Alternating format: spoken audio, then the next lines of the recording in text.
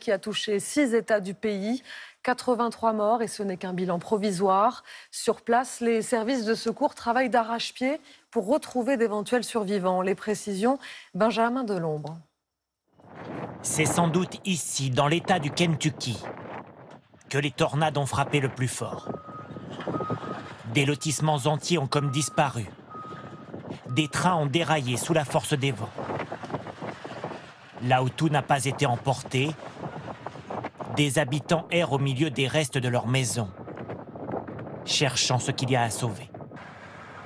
Ce matin, la ville de Mayfield, 10 000 habitants, compte des centaines de sans-abri.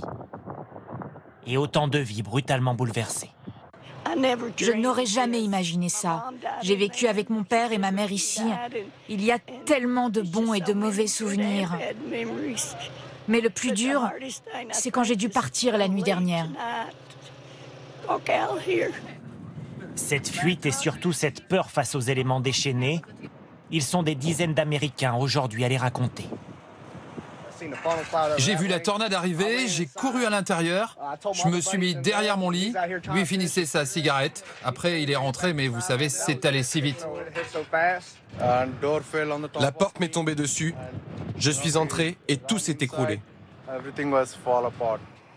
Hier, sur 320 km, plusieurs tornades ont balayé 6 États du centre-est des États-Unis. Pour l'heure, le bilan officiel fait état d'au moins 83 morts, mais les victimes pourraient être plus nombreuses encore. Notamment ici dans l'Illinois, où un entrepôt Amazon s'est effondré sur ses employés. Face aux pertes humaines et aux dégâts considérables, personne ne semble encore pouvoir prendre la mesure de la catastrophe. Il y a tellement de travail à faire, ce n'est que le début. Il faudra nettoyer, reconstruire, mais clairement, la tâche est immense. Peu à peu, la solidarité s'organise pour venir en aide aux sinistrés. Dans le Kentucky, les autorités appellent les habitants à donner leur sang pour les nombreux blessés. Parmi les États du centre et du sud touchés par la tornade, l'Illinois, où un entrepôt d'Amazon s'est effondré, faisant au moins 6 morts. Nous allons retrouver Laura Aguirre de Carcer sur les lieux de la catastrophe.